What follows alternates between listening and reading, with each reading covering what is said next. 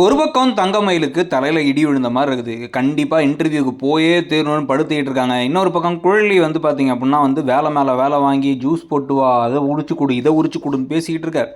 ஒரு கட்டத்துக்கு மேலே கடுப்பாகி கண்டிப்பாக நீ கிளம்பியே தீரணும், இந்த வீட்டில் இருக்காது, இது உன் வீடு இல்லைங்கிற மாதிரி கோமதி பேச இவங்களும் கோவப்பட அப்போ பாண்டியன் வந்துடுறாரு. வந்து மாப்பிள்ளையை வர சொல்கிறான்னு மாப்பிள்ளையும் வர வச்சிட்டாரு.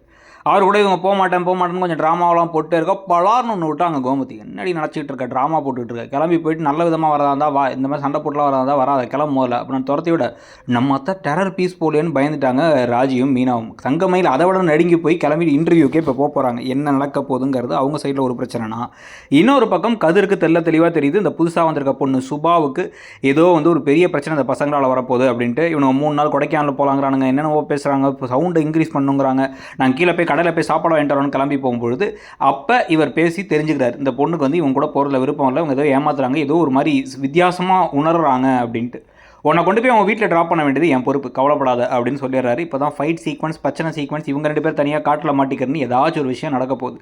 ஸோ இப்போ இந்த சமயத்தில் இந்த சுபாவுக்கு இப்போதைக்கு கதிர் அண்ணான்னு கூப்பிட்டாலும் திடீர்னு காதல் மலர்ற மாதிரி காட்சிகளோ, இல்லை கதிருக்குமே இன்னும் கதிர்ராஜிக்குள்ளே காதலாக அதை இன்னும் வெளிப்படுத்திக்காத நிலையில் இவங்க அந்த நடுவில் வந்துடுவாங்களோங்கிற மாதிரி ஒரு ட்விஸ்ட்டும் இருக்க போது.